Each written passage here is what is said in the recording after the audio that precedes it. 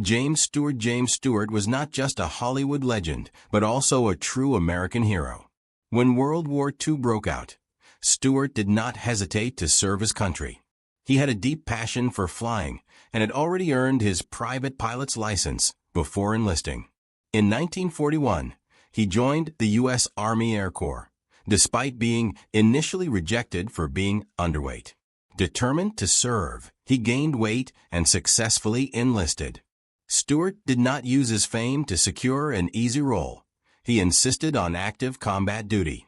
He became a B-24 bomber pilot and was promoted to the rank of colonel.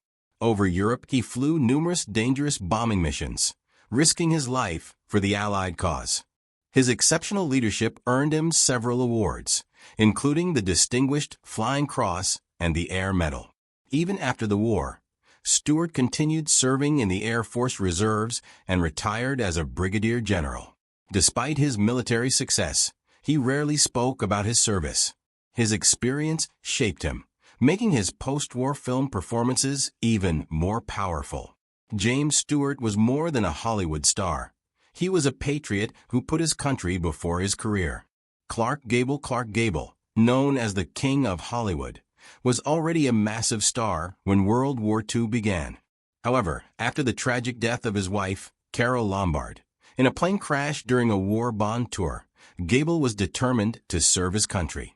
Despite being in his 40s, well above the usual enlistment age, he joined the U.S. Army Air Forces in 1942. Gable trained as an aerial gunner and officer, eventually earning the rank of major. Refusing to stay behind the scenes, he flew several combat missions over Europe as part of bomber crews.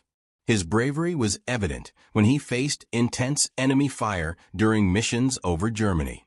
The Nazis even put a bounty on his capture, considering him a high-value target. Though the military wanted to keep him stateside for propaganda purposes, Gable insisted on real combat. He was awarded the Air Medal and the Distinguished Flying Cross for his service.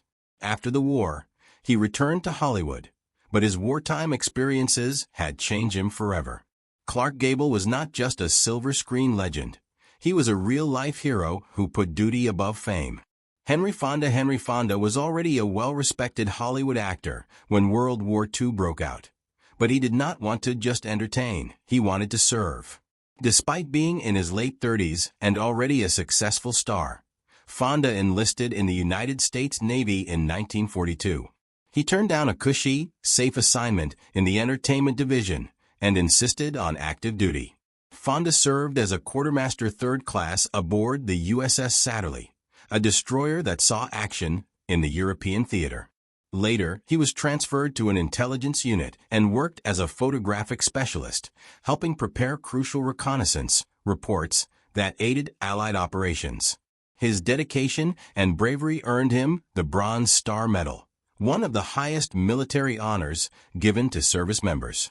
Unlike many actors who used their fame to promote war bonds or propaganda, Fonda chose the path of a true soldier, putting his career on hold for the sake of his country. When he returned to Hollywood, he resumed his legendary acting career. But his experiences during the war deeply influenced his performances, especially in later films like Mr. Roberts, where he portrayed military life with authenticity. Charles Bronson, before becoming one of Hollywood's most iconic tough guys, Charles Bronson was a real-life war hero. Born Charles Dennis Buczynski, he grew up in extreme poverty and worked in coal mines before enlisting in the United States Army Air Forces during World War II. Bronson served as an aerial gunner in the 760th Flexible Gunnery Training Squadron and later joined the 39th Bombardment Group as a B-29 Superfortress crewman. Stationed in Guam, he flew dangerous combat missions over Japan, including bombing raids that were critical to the Pacific Campaign. His bravery in battle earned him a Purple Heart after being wounded in action. Despite his quiet and humble nature, Bronson's wartime experiences shaped his on-screen persona. His gritty, no-nonsense acting style in films like The Great Escape and The Dirty Dozen reflected the resilience and toughness he had developed during the war. Unlike many actors who played soldiers in movies, Bronson had first-hand experience with the hardships of war, making his performances all the more authentic. His journey from a poor coal miner to a decorated war veteran and then a Hollywood legend is a testament to his incredible determination and strength. Lee Marvin, before becoming a Hollywood tough guy, Lee Marvin was a real soldier who experienced the horrors of war firsthand. Born in 1924, Marvin enlisted in the United States Marine Corps during World War II. He served in the Pacific Theater as part of the 4th Marine Division and saw intense combat during the Battle of Saipan. During the battle, Marvin was wounded by machine gun fire, suffering serious injuries to his sciatic nerve. His wounds were so severe that he spent over a year recovering in a military hospital. For his bravery and sacrifice, he was awarded the Purple Heart, along with other military honors. Marvin's wartime experiences deeply influenced his acting career. Known for his tough, no-nonsense roles in films like The Dirty Dozen, The Big Red One, and Hell in the Pacific, he brought an authenticity to his performances that few actors could match. He never glorified war, often portraying soldiers as hardened men who carried the weight of their experiences. Lee Marvin's service in World War II shaped him into the rugged, commanding presence that made him one of Hollywood's greatest action stars. His real-life heroism made his on-screen portrayals all the more powerful. Kirk Douglas, before becoming one of Hollywood's most iconic actors, Kirk Douglas served his country during World War II. Born in 1916, Douglas enlisted in the United States Navy in 1941, shortly after the attack on Pearl Harbor. He trained as a communications officer and was assigned to anti-submarine warfare duty. Douglas served aboard the USS PC-1139, a patrol craft responsible for detecting and destroying enemy submarines in the Atlantic. His service was cut short in 1944 when he was medically discharged due to injuries sustained from an accidental explosion. Though he was eager to continue serving, the injury forced him to return home. After the war, Douglas pursued his acting career and quickly rose to stardom. With roles in classics like Spartacus, Paths of Glory, and Champion, he became one of the most respected actors of his generation. His wartime experiences gave him a deep understanding of struggle, discipline, and resilience, qualities that were evident in his performances. Despite his Hollywood success, Douglas never forgot his military service. He remained a proud veteran, often speaking about the importance of duty and patriotism. His legacy as both an actor and a serviceman continues to inspire generations. Paul Newman, before becoming a legendary Hollywood actor, Paul Newman served his country during World War II. Born in 1925, Newman enlisted in the United States Navy in 1943 with hopes of becoming a pilot. However, his dreams were cut short when it was discovered that he was colorblind. Instead, he was assigned as a radio man and rear gunner in a torpedo bomber squadron. Newman was stationed in the Pacific Theater, where he served aboard the USS Bunker Hill, a renowned aircraft carrier. His squadron was responsible for reconnaissance and torpedo bombing missions against Japanese forces. He narrowly escaped death when his pilot training unit was reassigned just before a kamikaze attack destroyed parts of his aircraft carrier, killing many of his fellow servicemen. After the war, Newman used the GI Bill to study acting, eventually becoming one of the greatest actors of his generation.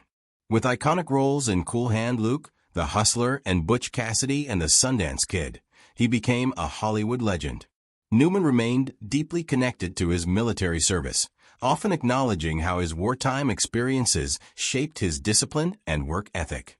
His service to the country, combined with his later philanthropic efforts, cemented his legacy as a true American hero. Tony Curtis, before becoming one of Hollywood's most charismatic actors, Tony Curtis served in the United States Navy during World War II. Born Bernard Schwartz in 1925, Curtis enlisted at the age of 17, inspired by patriotic duty after the attack on Pearl Harbor. He served aboard the USS Proteus, a submarine tender, in the Pacific Theater. During his service, Curtis witnessed Japan's surrender while stationed in Tokyo Bay in 1945, an event that marked the end of the war. One of his most notable experiences in the Navy was when he worked as a signalman, a role that required quick thinking and precise communication. He also spent time training as a torpedo crewman and participated in various naval operations. After the war, Curtis used the GI Bill to study acting, eventually making his way to Hollywood. He became a major star in the 1950s and 1960s, known for roles in Some Like It Hot, Spartacus, and The Defiant Ones. His military experience instilled discipline and resilience, qualities that contributed to his successful career. Curtis remained proud of his service and often credited the Navy for shaping his life. His dedication to both his country and his craft made him an enduring icon in American cinema. David Niven was one of the few Hollywood stars who had a pre-established military career before achieving fame. Born in 1910, he attended the Royal Military Academy at Sandhurst and was commissioned as an officer in the British Army. However, his passion for acting led him to resign from the military and move to Hollywood in the 1930s, where he became known for his charming and sophisticated roles. When World War II broke out in 1939, Niven was one of the few British actors in Hollywood who immediately returned to England to rejoin the military. He served as a lieutenant in the British Army and later became part of the elite commando unit known as the Phantom Signals Unit, which carried out reconnaissance and intelligence operations behind enemy lines. Niven participated in the Normandy landings and worked closely with Allied forces in Europe.